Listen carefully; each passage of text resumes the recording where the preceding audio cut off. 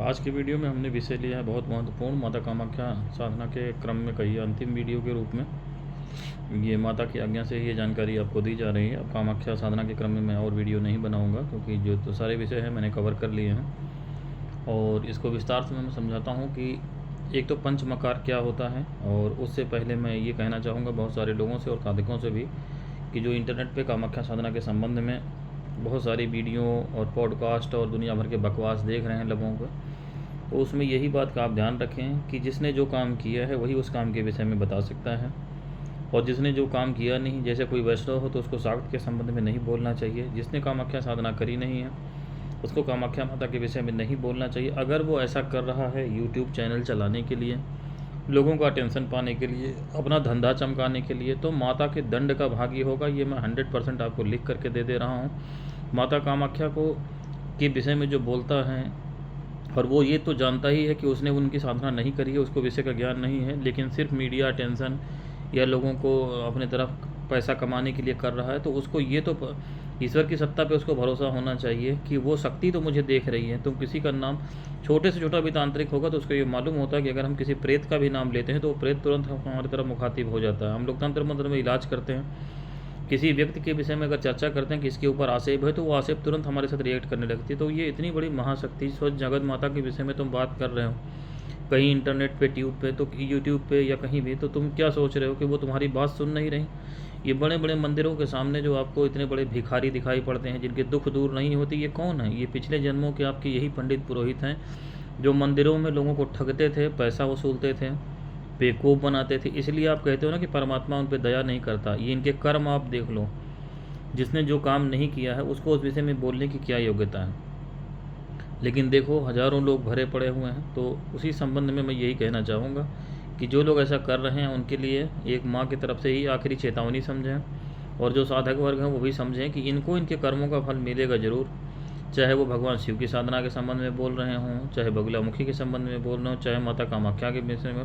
शक्तियाँ आपको खेलने के लिए नहीं हैं, आपको पैसा कमाने के लिए नहीं बैठी हुई हैं।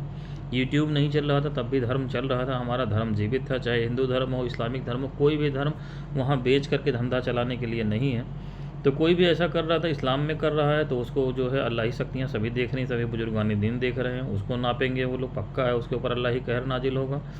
और हिंदुओं में है तो हिंदू में सभी शक्तियाँ, जिसके विषय में भी आप दुष्प्रचार कर रहे हैं वो शक्ति आपको देख रही है।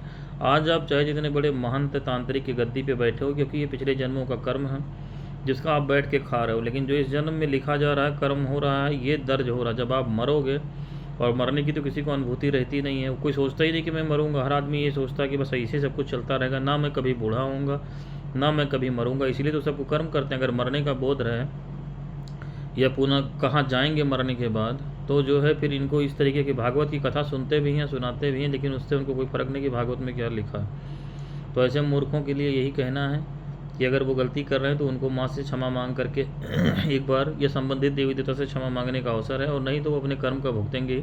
साधक वर्गों को मैं यही कहूँगा कि कोई भी जो है इस तरीके के इन मूर्खों के कहने में ना पड़ें। सभी शक्तियाँ जो परमात्मा ने इतने सारे स्वरूप ले रखे हैं, 10 महाविद्याओं के रूप में, शैव संप्रदाय है, भैरव के रूप में, तो सबका अपना महत्व होता है, सबका अपना विधान है। जिसके लिए जैसी योग्यता होती है वो गुरु बताता है कि इसको क्या साधना करनी चाहिए। एक विषय को जानने वाला कोई ज़रूरी नहीं है कि दूसरे विषय में जानता हो या दूसरे मार्ग का साधक हो। तो इसलिए जिसने वो साधना कर रखी है वही आपको उसके विषय में बता सकता है, और जिसने नहीं करी है वो उस विषय में बताने का कहीं से भी योग्यता उसकी नहीं है, और वो उसी शक्ति के दंड का भागी होगा जिसके संबंध में उसने गलत जानकारी आपको दी है। तो ये एक जनरल बातें हुई, और मैं पंचमकार के संबंध में आपको बताता हूँ कि पंचमकार साधनाओं में आप पहले तो ये जान लें कि माता कामाख्या और माता तारा की, जो मैंने अपने वीडियोज में भी बताई थी, कि साधना जो है तामसिक पंचमकार से होती है। बाकी शक्तियों की जो साधना है वो सात्विक पंचमकार से भी कर सकते हैं। ठीक है, तो इसमें एक एक करके मैं आपको बताता चलता हूँ। जैसे मांस है, तो अगर तामसिक पंचमकार में जाएंगे तो प्रत्यक्ष आपको मांस पका हुआ रखना पड़ेगा पूजा में, अभी तरीका मैं बता रहा हूँ। और अगर आप सात्विक पंचमकार में जाएंगे, यानी माता कामाख्या और तारा को छोड़कर, जैसे काली जी हैं या और लोग हैं, ये मैं आपको बता रहा हूँ मेरी जो मठ की परंपरा है, जहाँ से मैंने शिक्षा दीक्षा ली है, कामरूप मठ बनारस की, जो 500 साल पुराना हमारा मठ है। तो वहाँ की परंपरा में मैं आपको बता रहा हूँ, और यही हर जगह ये बंगाल की परंपरा है, और ये गुरु से परंपरा से ज्ञान दिया जाता है। लेकिन इतना अभद्रता लोगों ने कर दिया इंटरनेट पे कि माँ के ही निर्देश पर मैं ये बात बता रहा हूँ और मैं सबसे यही कहूँगा कि अपने तक ही ये जानकारी सीमित रखें, इधर उधर इसको ज्ञान को बांटें नहीं तो फिर ये नियम का उल्लंघन होगा तो आपके ऊपर किसी प्रकार की रुजत भी आ सकती है। तो मांस में अगर प्रत्यक्ष मांस पका हुआ रखा जाता है, बकरे का मांस उसमें पूजा में, और इसमें हम जाते हैं अगर सात्विक पंचमकार से कर रहे हैं, मतलब काली जी का या किसी अन्य का, तो इसमें हम उड़द, काला उड़द जिसको मांस बोलते हैं, उसको एक कटोरी में रखते हैं, उसमें दही डालते हैं और आलता होता है, आलता औरतें पैर में जो लगाती हैं अपने, आलता सब लोग जानते भी होंगे, आलता डालते हैं। तो ये जो है हमारा मांस का प्रतीक होता है, सात्विक पंचमकार में मांस रखा।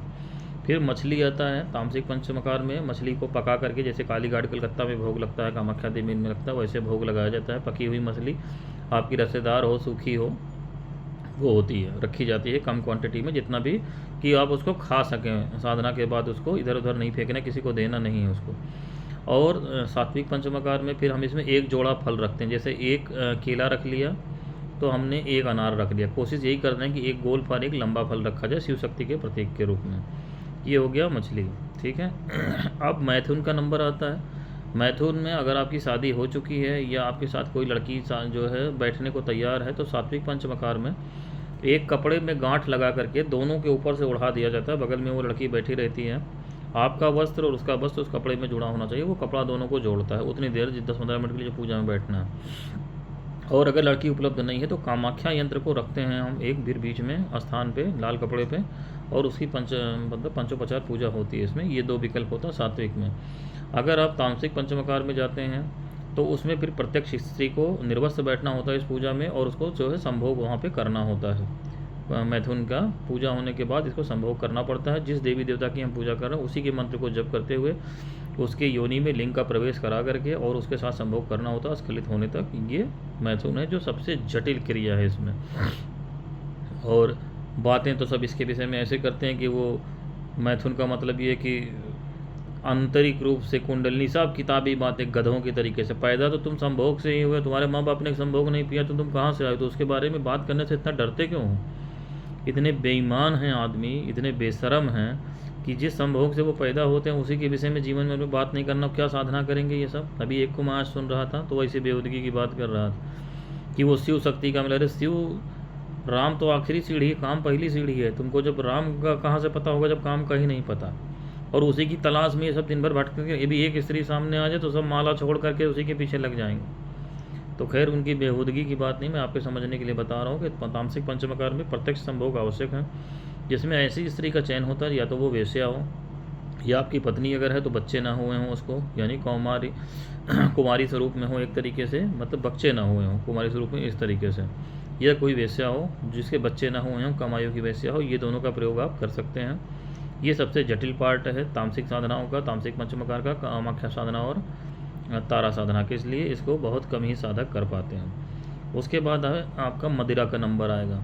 मदिरा में हम जब सात्विक में जाएंगे तो एक नारियल लेते हैं पानी का, उसको फोड़ करके एक कटोरी में उसका पूरा पानी निकालते हैं, उसमें शहद डालते हैं, तो ये मद्य का काम करता है, यानी शराब का काम करता है। और तामसिक पंचमकार में हम जो है जो कलकत्ता में तो कल्चर ये है कि घर पे जो दारू बनाई जाती है चावल से बनाने का, वहाँ पे एक तरीका होता है, कच्ची शराब जिसको बोलते हैं एक तरीके से वहाँ पे।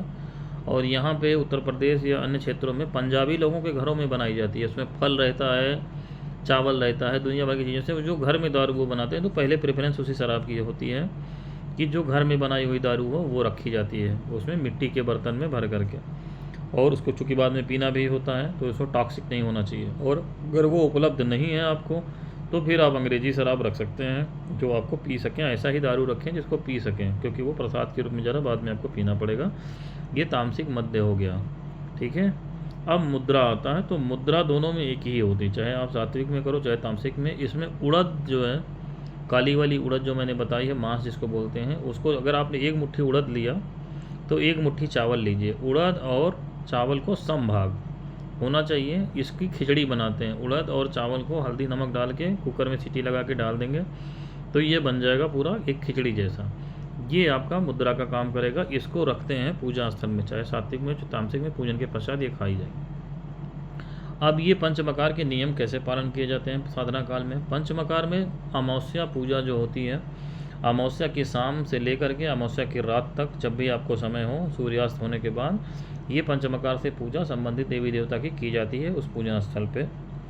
और ये मैंडेटरी हो गया आपका कि जितने मान लीजिए 1 साल तक आपने काली जी की साधना करी, उसमें 12 अमावस्या आपने प्रयोग करा तो 12 अमावस्या आपको ये करना ही करना है। ये 1 साल तक कामाख्या देवी की, जब तक आपका सब पुरस्करण पूरा नहीं हो जाता। मान लीजिए कि कामाख्या देवी का 22 लाख करना है, 22 अक्षरी मंत्र है, काली जी का 11 अक्षर का लिया या 22 अक्षर के लिए तो 11 लाख या 22 लाख करना है। तो जब तक ये साधना चलेगी तब तक जितनी अमावस्या आएंगी सब में आपको ये पूजा करनी है पंचमकार।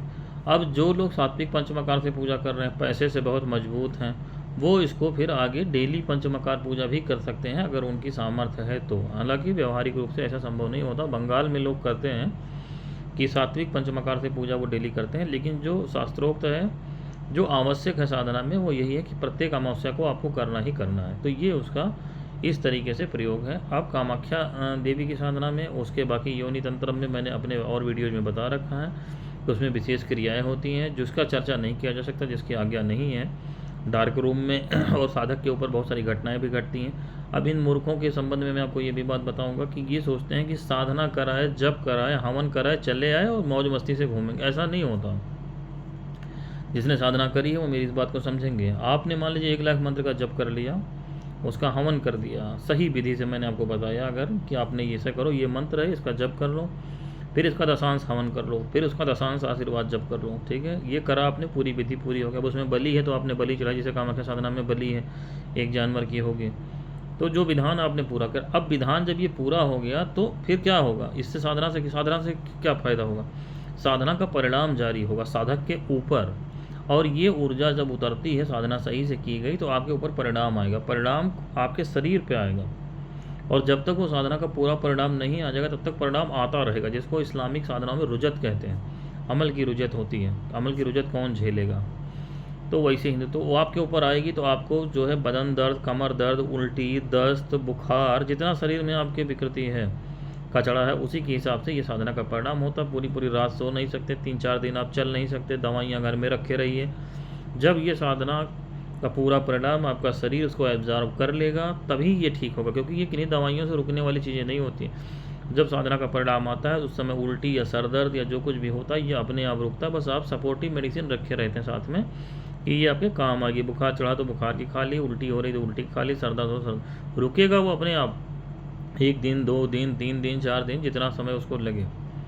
तो इस तरीके से इसका पूरा क्रम है जो गुरु शिष्य परंपरा से आपको पता चलता है। ऐसा नहीं है कि गए मंत्र जप आए, हवन कराए और घूम रहे मौज मस्ती से, ऐसा नहीं है। इसीलिए संसार और परमात्मा दोनों साथ साथ नहीं मिल सकता। संसार में समय आपको अलग, समय तो एक ही है ना 24 घंटे का। 10 घंटे का समय आपको मान लीजिए सोने का है, तो बाकी समय में आप क्या करोगे, या तो संसार में लगाओगे या परमात्मा में लगाओगे। जब संसार में लगाओगे तो रोजी रोटी, दौड़ भाग, रुपया पैसा ये सब कमाना धमाना है, और परमात्मा में लगाओगे तो उधर का छूटेगा। तो आपके पास इधर से पैसा होना चाहिए, या तो ये साधु महात्मा वाला काम आपका आजीविका हो कि भाई आपको पैसे इधर से मिल रहे। पैसा तो हर काम के लिए चाहिए। देवी देवता को भी हवन करना, बलि चढ़ाना है, उनको खाना देना, भोग देना, ये पंचमकार का कहाँ से लाओगे।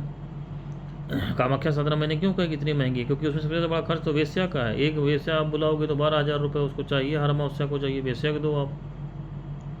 तो इस तरीके से बिना व्यवहारिक पक्ष जाने, इस तरीके से इंटरनेट पर यहाँ वहाँ ये जो लोग बोल रहे हैं, बता रहे हैं, वो सब तो देखिए अपना धंधा चला रहे हैं। वो अपनी इस जन्म में तो जो भुगतेंगे भुगतेंगे ही। इनके घर परिवार का आने वाले 10-5 साल में पता कर लेना। एक निर्मल बाबा का हश्र आप लोगों ने देखा और ऐसे बहुत सारे बाबाओं का हश्र देखा, तो ऐसे लोगों का तो यही हश्र होने वाला है। लेकिन जो लोग गंभीर हैं, मैं वीडियो के लिए बता रहा हूँ, जो माता के भक्त हैं, जो साधक हैं, जो साधना करना चाहते हैं लेकिन इनको विषय का ज्ञान नहीं है, क्योंकि ये ज्ञान जो है पुस्तकों में नहीं है, गुरु शिष्य परंपरा से मिलता है। मैं उनके लिए ये खाली वीडियो बना रहा हूँ। तो मेरा मतलब अनुमान ये है कि आपको जो है संबंधित जानकारी मिल चुकी होगी। बाकी और कुछ पूछना चाहें तो आप हमारे कमेंट सेक्शन में मैसेज करके व्हाट्सअप नंबर पे चाहे जैसे हमने पूछ सकते हैं। आज के लिए इतना ही। हरि ओम। जय मां कामाख्या।